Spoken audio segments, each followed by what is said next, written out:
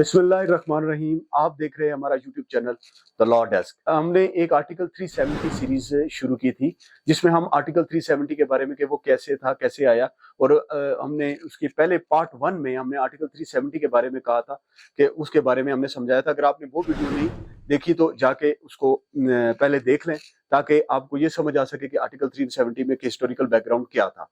अब हमने उसके बाद हमने आर्टिकल 370 के टेक्स्ट पे बात की। अब हमारा आ गया आर्टिकल 335A। अब आर्टिकल 35A के बारे में let's start the discussion. Article 35A permanent residence के बारे में बताता है कि बेसिकली 1846 में जब गुलाब सिंह डोगरा ने इनका एक एग्रीमेंट किया तो उसके तहत प्रिंसली स्टेट बनी। जैसा कि मैंने पहली वीडियो में बताया, तो प्रिंसली स्टेट्स बनने के बाद जो इसके पास सर्टेन प्रिविलेज हुए। बेसिकली ब्रिटिश इंडिया और स्टेट सब्जेक्ट्स में फर्क ये है कि ब्रिटिश इंडिया रूल जो था वो 565 रियासतों के अलावा था। तो 565 रियासतों में स्टेट सब्जेक्ट्स को, जो 565 रियासत के लोग, उनके सर्टेन प्रिविलेजेस होते थे। तो वो सर्टेन प्रिविलेज, सर्टेन राइट्स को इस्तेमाल करते थे। तो जब सर्टेन प्रिविलेजेस में उनको right to use the land, right to own the property, और फिर वो वहां पे रहने वाले उनके लिए स्पेशल ऑर्डर बनाए जाते थे। तो वो उसके उनके तहत वो उनका सेटअप प्रोविजन, तो वो बाकी ब्रिटिश इंडिया से इसको अलग हो जाते थे। तो 35A उसी कड़ी का एक हिस्सा था। तो 1927 में जब महाराजा ने स्टेट लॉज बनाए, परमानेंट रेजिडेंस स्टेट लॉज बनाए, तो उसमें उसके बाद आगे चलकर जब दिल्ली अंडरस्टैंडिंग हुई, जिसके नतीजे में आर्टिकल 370 मार्च वजूद में आया। फिर 1952 में दिल्ली एग्रीमेंट बना, और दिल्ली एग्रीमेंट की वजह से प्रेसिडेंशियल ऑर्डर 1954 आया। तो उसके थ्रू आर्टिकल 35A जो है वो मार्च वजूद में आया। तो आर्टिकल 35A जो है वो basically constitution of Jammu and Kashmir 1956 का हिस्सा है। तो जब जम्मू एंड कश्मीर 1956 में जो इसमें बातें बताएगी वो यही थे कि परमानेंट रेजिडेंट होना चाहिए, और वहां का, और उसके सर्टेन प्रिविलेजेस होते हैं जो कि वहां के जो उनके लिए बनाए जाते हैं। अब दिल्ली अंडरस्टैंडिंग के नतीजे में जब 1950 में आर्टिकल 370 इंसर्ट किया जाता है कॉन्स्टिट्यूशन ऑफ इंडिया में, तो उसकी वजह से फिर सिटीजनशिप जो थी वो एक्सटेंड हो रही थी जम्मू एंड कश्मीर तक। तो वो फिर उसके लिए उन्होंने बाद में जाके आर्टिकल 35A का इस्तेमाल करके उस सिटीजनशिप को रोका। बेसिकली जो ये इस पे फंडामेंटल कॉन्स्टिट्यूशन ऑफ इंडिया, इस पे वो जैसा कि हमने आर्टिकल 370 वाली वीडियो में बताया कि कॉन्स्टिट्यूशन ऑफ इंडिया इस पे उस तरह से अप्लाई नहीं होगा, बल्कि वो एक सेपरेट वीडियो हमने बनाई भी है। तो वो आप जाके देख सकते हैं कि उसमें वो सारी बात मैंने एक्सप्लेन की भी है कि कैसे आर्टिकल 370 वहां पे नहीं आता। तो जो इसकी text of the article 35A है वो हमें क्या बताता है, उसमें जो है वो परमानेंट रेजिडेंट होना चाहिए। तो परमानेंट रेजिडेंट जो स्टेट सब्जेक्ट है वो जो 14 मई 1954 को वहां पर रह रहे थे वो स्टेट सब्जेक्ट होंगे।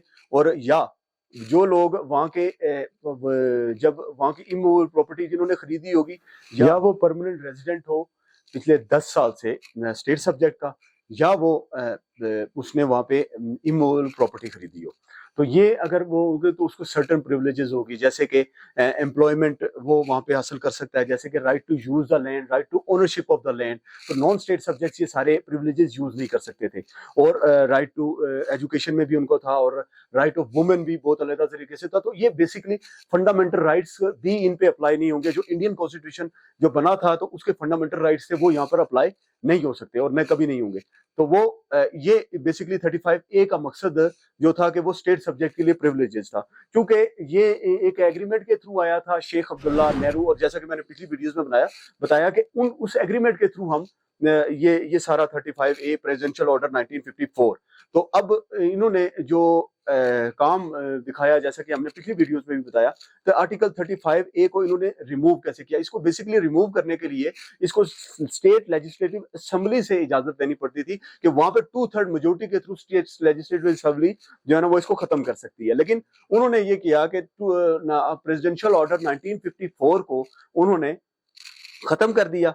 तो वो खत्म ऐसे किया कि जब इन्होंने 2019 का एप्लीकेशन टू प्रेसिडेंशियल ऑर्डर वो लेकर आए, 2019 का प्रेसिडेंशियल ऑर्डर, तो उसके थ्रू इन्होंने फिर जैसे ये नया 1954 का जो प्रेसिडेंशियल ऑर्डर था वो ऑटोमेटिकली वहां पे खत्म हो गया।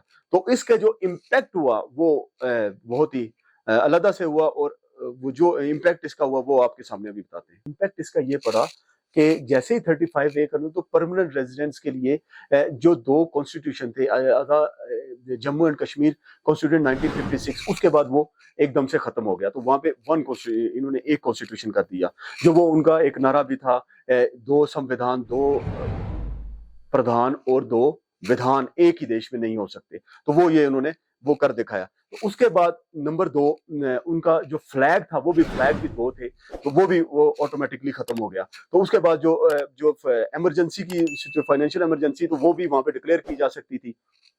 और इसके बाद जो राइट टू वोट था, बेसिकली राइट टू वोट भी इनका एक प्रिविलेज था स्टेट सब्जेक्ट्स का, जम्मू एंड कश्मीर के। लेकिन उसको भी स्टेट सब्जेक्ट को भी अब वहां के जो लोग थे वो वोट वहीं पे डाल सकते थे। लेकिन अब ये हो गया कि इंडिया का कोई भी आदमी जाके जम्मू एंड कश्मीर में जाके अपना वोट कास्ट कर सकता था।